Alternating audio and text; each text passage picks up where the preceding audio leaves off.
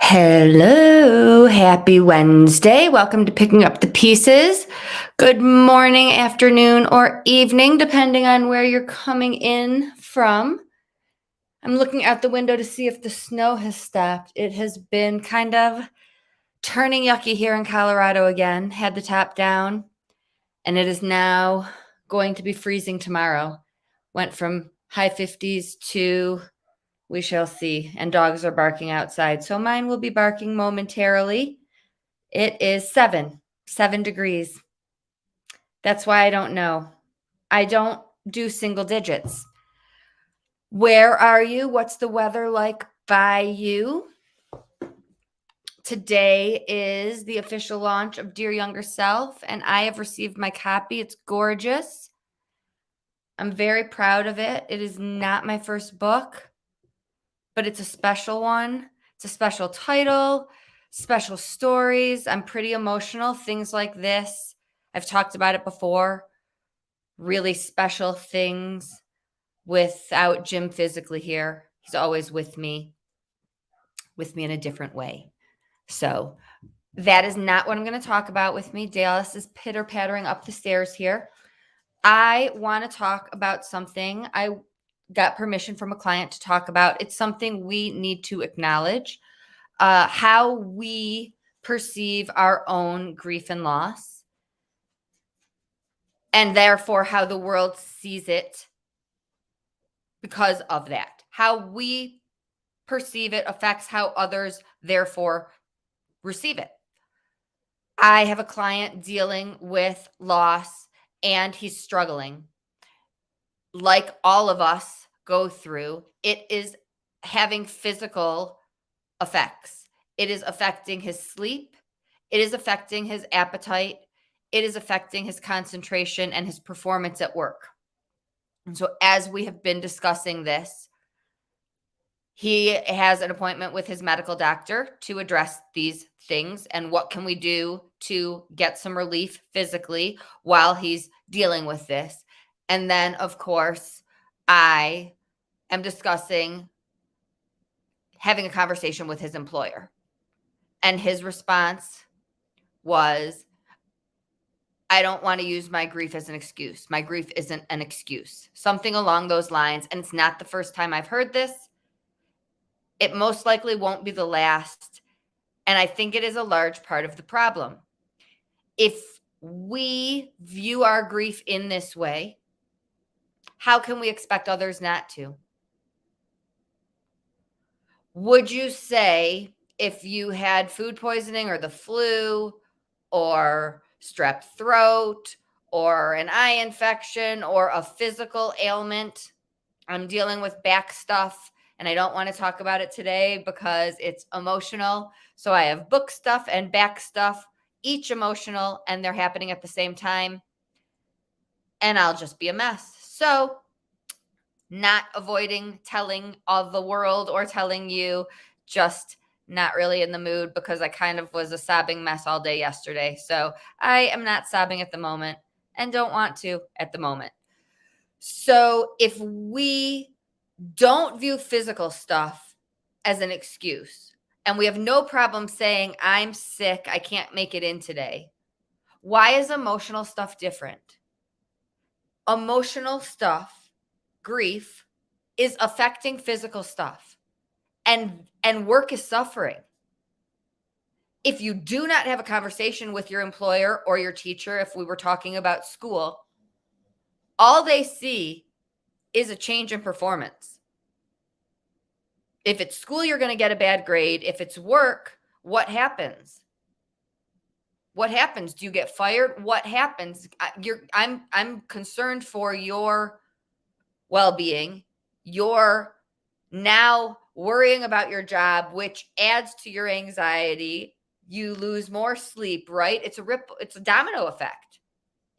So if we don't value and understand our own grief and how it affects so many areas of our life and take it seriously and let the important people in our world know, they won't take it seriously.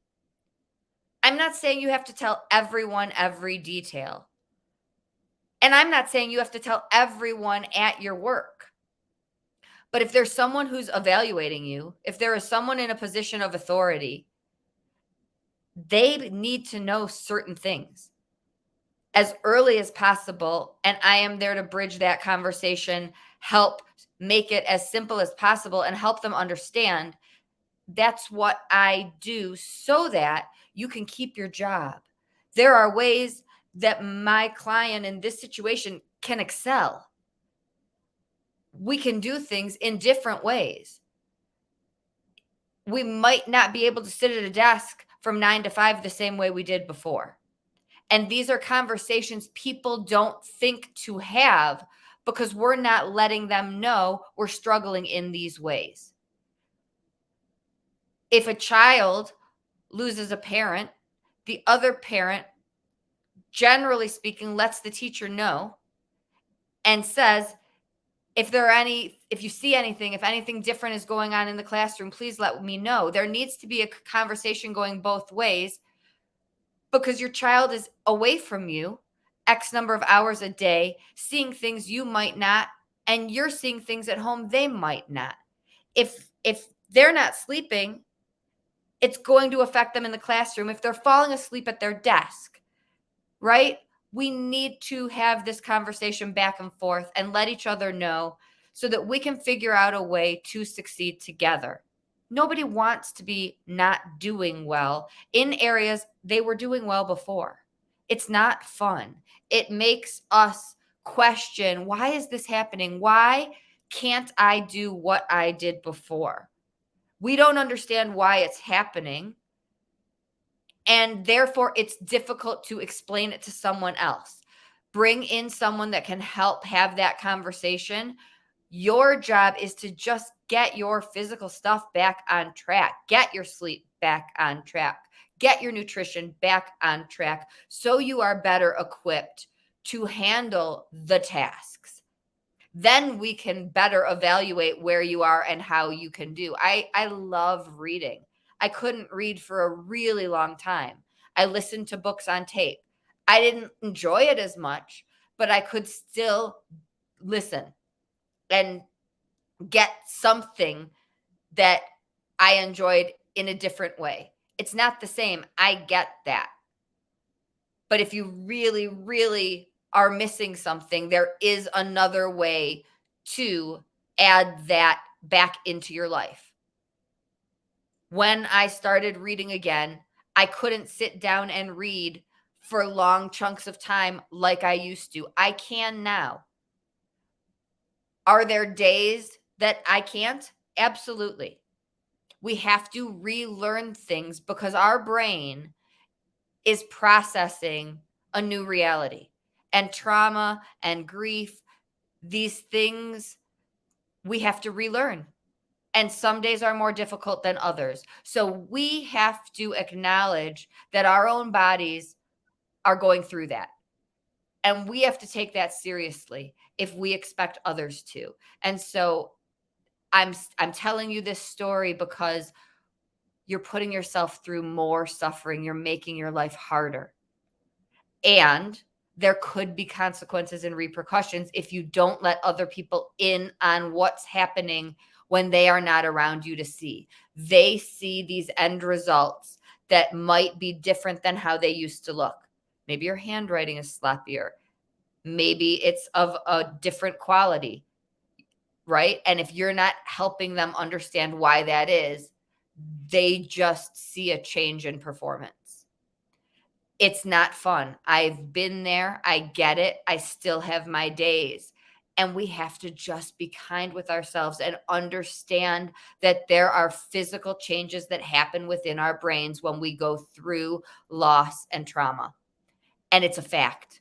And a neurologist can explain it. There are absolute physical changes that happen within the brain.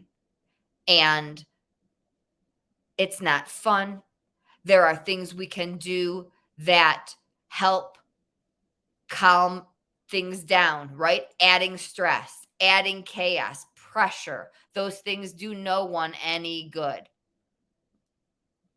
driving in rush hour versus driving when there's less cars on the road. There's simple things and tips and tricks we can do. Like I said, I can absolutely read the way I used to, and I absolutely have days that I can't.